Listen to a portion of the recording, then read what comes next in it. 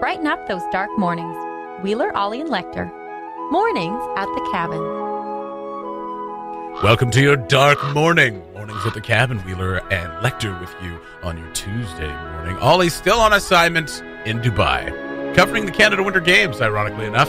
It seems like it would be hard to cover the Canada Winter Games from Dubai, but here we are. Cabin Radio is across the world and across the internet. I wish he was here right now. Why? Because I'm sick. I know you're sick. You shouldn't even be talking to that mic. Whoever gets that mic next, you just wipe that off. Don't worry, this is a sick sock. Oh, so you got the sick sock. Yeah, I planned this all yesterday. Oh, good. Yeah, God, good. You're not feeling good? No, I got the Barry White voice going. You do. You're way down. I'm sick. Got to. Can't get enough of your love, babe. Anything for a lady. I love the sexy slither of a lady's. Anyway, so I don't know. The story continues with that picture of me that my mother put up from Saturday night. It is the worst. If you guys didn't listen to it yesterday, it's the worst picture of me I've ever seen in my life. And you put it so succinctly, Lecter, that you said it looks like I just threw up. Yep. And I just popped back into the frame, and I'm like, like trying to catch my breath, barely recovering. Yes, and sorry if you're eating your breakfast, but that's exactly what it looks like. And I wrote that underneath, and I asked my mother to remove it from the internet, and it's all in good fun. My sister chimed in from Ontario saying, I laughed out loud at your comment, and yeah, that's a terrible picture. And so everyone agrees that I look atrocious. But what was really nice is a friend of mine photoshopped a really nice picture of me onto my body. Good friend. Yeah. Mornings at the Cabin, the podcast. Wheeler and Lecter with you on your Tuesday morning. Back to my face. Jesse's horrendous face.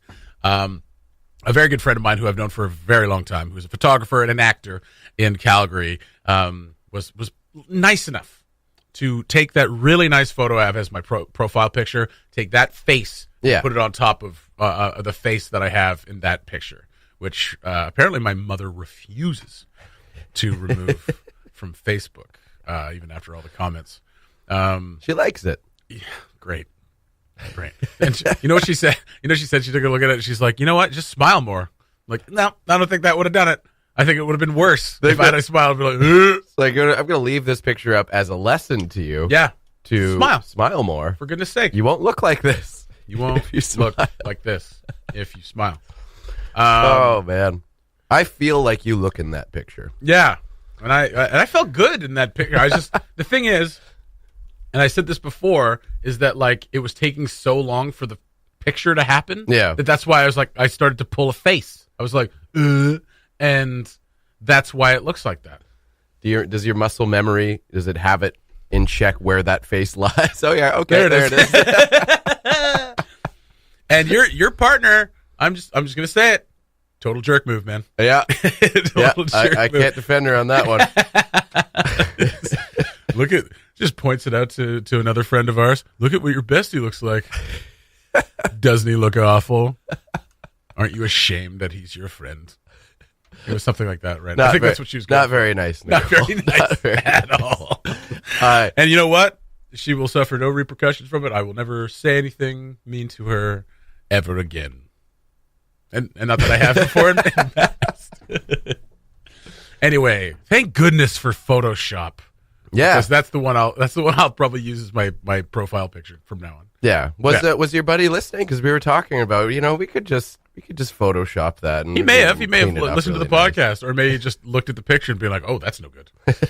I need to do something about that. That's a good friend of mine. That's a good friend. Nicole's not a good friend. To me, to you, and other friends of hers. She's a great friend. Yeah, great. Yeah, great friends that are close friends. To me, since I've known her since she was a baby, terrible. Yeah, there's a bit of a almost like a sibling kind of. No, it's more like I don't respect you in any kind of way. I tolerate you because you're a good friend of my partner, and we've known each other for a long time, and your parents were good friends with my parents, but you're worthless.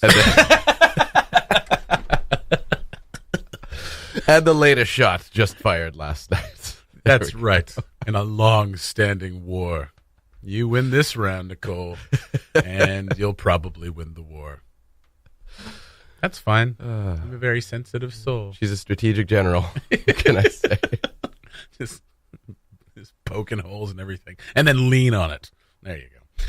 All right. Well, you can check out that photo on Facebook. It's still there. It's going to float around probably for a while. Want the meat and potatoes of the morning show with none of the filler? You've got it with the Mornings at the Cabin podcast. That's a strange breakfast, though. As we all know, and if you don't know, well, now you know, it's Roll Up the Rim to Win time at Tim Hortons. And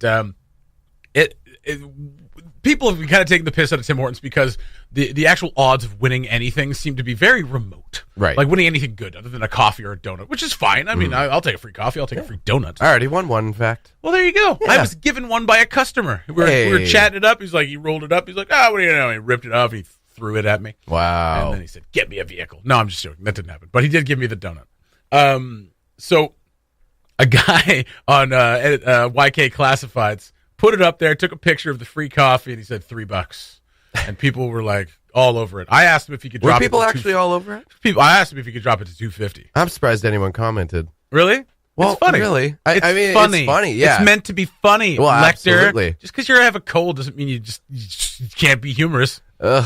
It's so taxing. I would react with a laughy face emoji. There you go. I don't know that I would comment or engage. Do you think people actually are laughing when they react with that laugh emoji? I am. Are you? Oh, very, very authentic. Yeah. Yeah, with your eyes closed. Yeah. I like looking at your face when you do that. That's good. Oh, my goodness. Now I know what your babies are going to look like. With beards. Ew. So I thought that was pretty funny. And but what's even funnier is that McDonald's has kind of taken the piss out of Tim Hortons as well. Okay. And I don't know if they're directly advertising this. I've just seen this like in a meme, and it's either like brilliant McDonald's marketing or someone's just doing it themselves. Yeah. And basically saying that for every 7 cups of coffee you buy at McDonald's, you get a free one anyway. And it was pictured right next to a bunch of ripped off tabs from like Tim Hortons cups, like 10 of them, where it didn't win anything. So 10 cups in a row, you didn't win anything. Meanwhile, over here at McDonald's, if you buy 7, you get one for free anyway. Staged. Fake news. Probably. But still, it's funny. I'm 1 for 1. On what? So, free coffee. Oh, free coffee? Yeah. Yeah, I haven't been to Tim Hortons in a while. Yeah. Maybe I should throw that like up on their there. coffee less than other coffees. You have an opinion? I do. On coffee. Coffee? Yeah. My coffee's the best. The coffee I make at home is the best. Yes, of course. And then everything else is less than. Fair and enough. not in a bad way. Like, I mean, there's some delicious coffees out there. I'm just saying. And the nice thing, well, I guess you can't. You got to pay for your coffee at home. Don't Unless you're slam- stealing it. I don't Slam know. the table. You're getting We're talking very about angry. coffee. I'm getting You're very animated. Up. Oh, my God. Right? All right. Yeah, I got nothing else. I was just going to say, did you have to continue that thought? No, that's all. All right. I just need my second cup of coffee. I just think it's funny if you're not even a member of YK Classifieds, be a member because once every couple of weeks someone will put something up there that's hilarious. Like the guy who put up his grandma's teeth. It does seem to be a page that has frequent gags. I love it. Occur on it. I love it. Well, because yeah. I mean, I think it's meant to. Obviously, it's meant to be funny, but it's also meant to be like. This is an example of something someone might put up. Like the guy who put up his grandma's teeth, and like people, like half the people were like, that's funny. The other half were like, elder abuse isn't funny. It's just like, okay, I don't think he's actually putting his grandma's teeth up, but I think it's in response to people putting up like, oh, here's a half bag of candles for $5. Right. Like, what? Yeah. I don't have half bag of candles. My favorite is the people that make really elaborate postings for their cars and stuff. Oh, I love it. Especially when they're like, obviously not great cars. cars. Yeah. $1,500 and this thing could be yours. And Yeah. they just call it like a supercharged sex machine or something like that. That's funny. That's how I that's good describe stuff. myself. The Mornings at the Cabin podcast was recorded before a sort of live, thankfully not in the studio, audience. We got a little update from Ollie. He's down at the Canada Winter Games, in Red Deer. Sarah Price down there with him as well. Really being a part of the whole Team NT experience and giving us updates whenever we can get them. And last night he was a guest on Cabin Sports Radio with our own Lecter, who's sitting right across from me, bewildered as ever because he's sick. I do get a little bewildered. Yeah, you just kind of look lost. Huh? My face. So we'll play this little clip for you. A little update from Ollie Williams. Welcome along to Red Deer. Through 3 days of competition, and I've got more about Ren Acorn in the speed skating coming up. Let's head to biathlon. Super cold first race for Team NT's 3 athletes yesterday. Minus 30 with the wind chill. Callista and Danica Burke finished 19th and 25th in their race respectively out of 40, which is pretty good, but not as strong as they would want. Spencer Littlefair was 30th out of 37 in his race. In gymnastics, the NWT's girls finished last in their team final, but boy, did they ever have to battle just to finish the thing in one piece. To give you some idea, they lost one athlete in the warm-up. That was Natalie Schaefer. You're going to hear from her explaining what happened in a second. Maggie Carson was the flag bearer for Team NT, but she has a foot problem, so she just did the uneven bars and then sat out the rest of it. So that's 2 down after one apparatus out of 4. The other gymnast to get injured was Lindsay Woodford, who had a real tumble getting off the beam at the end of her routine and pretty much had to limp back to her chair, but she managed to soldier on and complete the thing.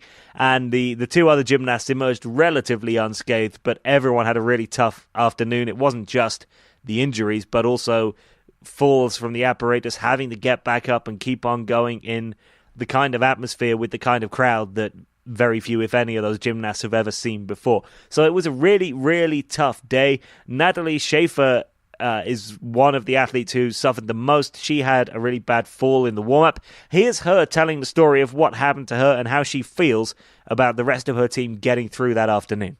I was doing my dismount, and it's called a toe-on front tuck dismount.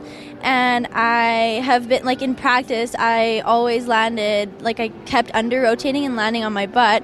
So I wasn't expecting to go very high, but at that point I decided to do a good one, and I went way higher than I was expecting, and I didn't know where I was, and then I landed and my knees were completely straight and I twisted my ankle a little bit.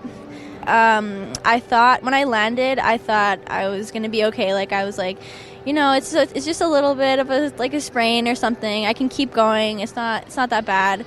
And then I started to try and get up, and I was like, no, I don't think I can do this. And then I saw my coach's head right on top of me, and he said my dismount was really high, so I was pretty proud of that. I think we've gone through so much already, and I just think we're a bunch of warriors, and we just push through it, and we go through it together, so it's okay. That is gymnast Natalie Schaefer. Table tennis is into day 3 today. Singles action with a mixture of wins and losses so far for the 6 NWT athletes on the team. And in speed skating, this afternoon saw Ren Acorn in semi-final action with the chance of a place in the finals. For a recap of what happened next, I spoke to former NWT Canada Games speed skater Hannah Clark. Unreal, yeah. Super smart skating, very tactical, confident. Ren was at the front and took advantage of a crash and put herself in a qualifying position for that A final. Now, she came up to see us in between the semi-final and the A final. Was just hanging out, chatting, munching on an apple, watching the other races go on. She looked so confident. She looked way more confident than I would be in those circumstances. Yeah, she was. I think she was excited. And she's been at races and competitions with these girls before, so she knew who she was up against in the A and was excited to be facing them again. So, yeah. Okay, so we get to the final, and it starts off looking pretty good, right? Oh, yeah. She was in the front, top 4, moving around every time people were passing. She was aware of it. Really, really smart. Okay, now there's a big incident coming up in a second, but before we get to that, there was a little bit of what we in the UK would refer to as argy-bargy, a little bit of shoulder action coming down the straight at one moment. Now, how did you see that? I wouldn't say it was out of the unusual or out of the usual. One of those things? Yeah, one of those things. It happens in short track. You're going to be in close quarters. Ren did have some contact, but she did move her feet and kept building off that speed, so it didn't affect her too much. Okay, now, if that was a little bit of contact, this is a lot of contact. Obviously, this is the worst possible fate for anyone in a final. What happened? It looks like there was another skater from Ontario trying to make a pass, who was a couple skaters ahead of Ren, ended up clipping blades, went down, and took out some of the skaters behind her. From your point of view, she's still got events left here to go. We've still got the 1,000 meters coming up.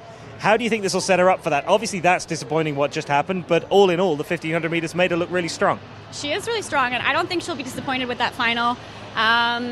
It's really good to look back and see her making moves in with those girls, so she can look back and work on that in the 500 and the 1,000 this week.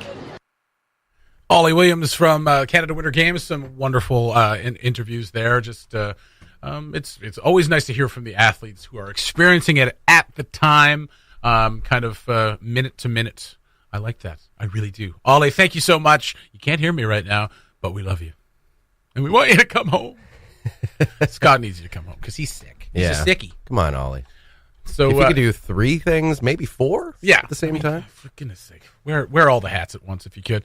It sounds like you're having a really great experience down there. Not getting all the results that they wanted, but it's always good to for these kids to perform or at least compete at a high level. Yeah. It's good for experience. Even if they don't go into the sport, it's good for experience for life. That's the thing. I mean, with sports, things don't always go the way you want. That's right. You kind of just got to roll with it and continue on from there and continue to have a positive outlook. And I think Team NT and their coaches have done a really good job of keeping them in that headspace that you just got to keep pushing forward. That's and you just got to take the positives out of what you're learning. That was a fantastic hockey interview, Lecter. Thank you very much. But you got to keep pushing pucks deep. Keep playing our system, and hopefully we'll come out with the boys are playing really good, and Pricey's playing really good, and we're just hoping for a couple of lucky bounces. Hopefully, get back in the third period.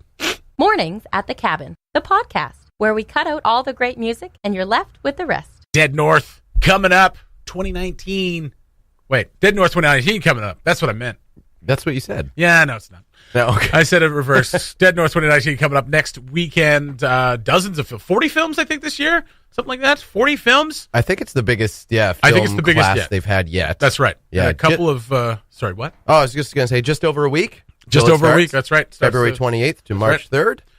Yeah. And deadnorth.ca. I think tickets are available they now. Are. It said, mid-February. That's right. It's a little tough to find ticket or where you go for the tickets on the website. But if you click on, just Dead North and then tickets at the bottom, it'll take you to the Eventbrite page. There you go. You can pick up your tickets there.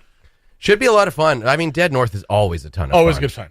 Always a good time. I am in my first Dead North movie this year. Are you? I am. Okay. Opening the festival Thursday night. Bear Lord by Andrew Silk. Oh, yeah, that's the animated That's one. the animated one. Awesome. That's right. I play a Bear Lordian. Okay. Who sounds an awful lot like me with a lowered voice. Lord of the Bears. Lord of the Bears.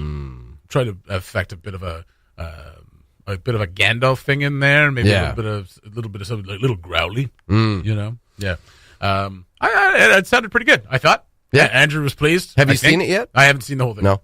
So I'll see it Thursday night, I guess. Can you give us a little sneak a little Bear Lord preview? A little Bear Lord? Yeah. I don't have a cold. I had a cold last time. I was all milky in the back of my throat. Yeah. Like really deep. That's me eating an apple. It's you know what? I can't. I'm trying to think of a line from it now. It's just like because it takes place in a dystopian future, of course. We're a half man, half bear. The only place a Bear Lord could That's thrive. right. That's right. He's the last Bear Lordian, and he's trying to reach. He's trying to reach the middle of Yellowknife to send out a signal to his Bear Lord people. Okay. Yes. All right. It is a desolate wasteland, which I love. I love a dystopian future. Yeah. Especially in Yellowknife. I always pictured Yellowknife. It completely torn asunder and in some sort of dystopian future. And I mean, you know what? It's something I thought about when I was a kid, because before the diamond mines opened, before there was the discovery of diamond mines, or before we knew that the diamond mines were going to be, usable and good, and the gold mines were closing down, there were, I don't think I ever had a serious talk with someone, like a teacher or anyone, tell me that it was serious, but I often thought, like, this place could be a ghost town in 20 years. Like, if nothing good happens. Yeah. You know what I mean? And, I still think that today. It's one of those things. The economy's always kind of like, we're at the end of this. We don't really have a plan past next year, so maybe think about getting out. But as long as we have cameras around, we'll make some fantastic feature films. Absolutely. And there's a couple of guest judges as well. I'm just completely diverting away from giving you any taste of this movie because you have to go see it. Thursday opens the entire festival, Bear Lord. Award. Couple of guest judges, Colin Geddes and Karen Walton, will be visiting. Colin Geddes is the head, one of the heads of Shudder, which is the streaming service for horror and thriller movies. It's actually a pretty cool service. Yeah, I hadn't heard of it until now, but it's thinking about it, it totally makes sense that there would be a dedicated horror film streaming service, because it is such a cult thing. Well, that's how the cable companies are going to get their money back, because we're all cutting cable, but now we have to get a Netflix thing, we got to get a Disney Plus thing, we got to get Hulu, we got to get Shudder, we got to get Crave, we got to get all these things, we got to get like 14 different streaming services, and that way you're spending $140 a month again on TV. It'll all even out. That's right, and then you spend $400 on internet for internet that doesn't work very well. Karen Walton, also a film and television writer and creative executive producer, whose body of work champions society's underdogs and outliers, and she's worked on such shows as Flashpoint and Orphan Black. Very cool. Orphan Black is an incredible show. Flashpoint, she did not write or supervise produce any of the episodes that I was in. I was in one, and she didn't do any of that. So none of them. We'll have nothing to talk about, and that's fine.